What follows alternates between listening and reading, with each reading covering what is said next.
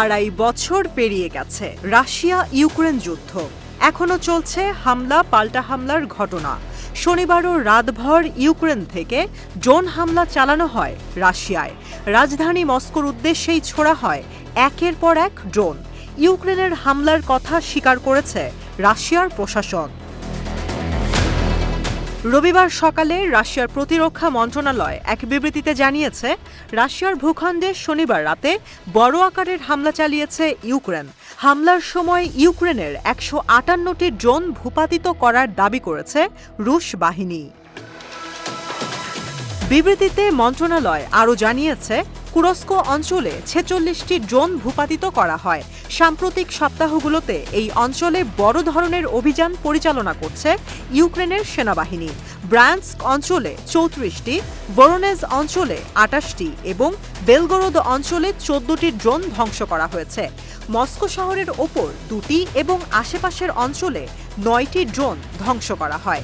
এছাড়া Tambov, স্মোলেন্স্ক, Worrell, টভার এবং Ivanovo অঞ্চলেও কয়েকটি ড্রোন ধ্বংস করা হয়েছে। বিবৃতিতে বলা হয়েছে, হামলার অন্যতম টার্গেট ছিল মস্কো। মস্কো শহরের উপর দিয়ে যাওয়া ৭টি ড্রোন এবং রাজধানীর আশেপাশে ওড়া আরও ২টি ড্রোনকে ভূপাতিত করা হয়।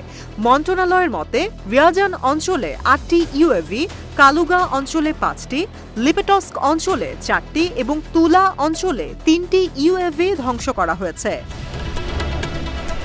মস্কোর মেয়র সের্গেই সোবিয়ানিন জানিয়েছে, অন্তত ১১টি ড্রোন দিয়ে রাজধানী মস্কো ও আশেপাশের এলাকায় হামলা চালানো হয়েছে, তবে সেগুলো ধ্বংস করা হয়েছে। এছাড়া শহরের দক্ষিণ পূর্বে মস্কো তেল শোধনাগারের আশেপাশে ২টি ইউএভি ভূপাতিত করা হয়েছে। এদিকে মস্কো থেকে ১২০ কিলোমিটার দূরে ভার অঞ্চলের কোনাকোভো বিদ্যুৎ কেন্দ্রের কাছে বিস্ফোরণের বিকট শব্দ শোনা গেছে। বিদ্যুৎ কেন্দ্রটিতে আগুন ধরেছে বলে রুশ গণমাধ্যমের প্রতিবেদনে উল্লেখ করা হয়েছে। এ অঞ্চলের গভর্নর ইগোর রুদেনিয়া আগুন ধরার বিষয়টি স্বীকার করে জানিয়েছে, আগুন নিয়ন্ত্রণে এসেছে।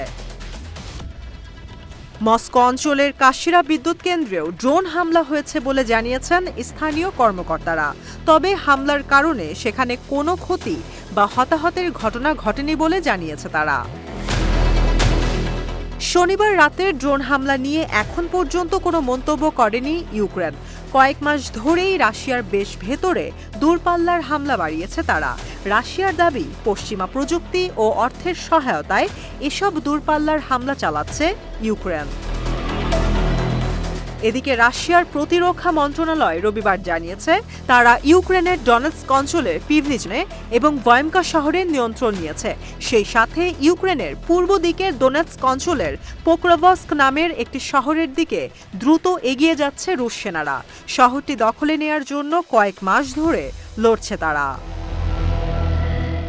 ইউক্রেনের সেনাদের কাছে প্রয়োজনীয় রসদ পাঠানোর জন্য শহরটি বেশ গুরুত্বপূর্ণ। সেখানে একটি গুরুত্বপূর্ণ রেল স্টেশন রয়েছে। এছাড়া শহরটি বেশ কয়েকটি গুরুত্বপূর্ণ সড়কের সংযোগস্থল। ২০২২ সালের ফেব্রুয়ারি মাসে শুরু হয় রাশিয়া ইউক্রেনের যুদ্ধ। এই যুদ্ধ সহসাই থামবে তেমন কোনো লক্ষণ দেখা যাচ্ছে না। কারোর পক্ষ থেকে শান্তি প্রতিষ্ঠার কোনো চিহ্ন মাত্র নেই। বিশেষজ্ঞদের অনুমান, এটা একটা দীর্ঘস্থায়ী যুদ্ধ হতে যাচ্ছে।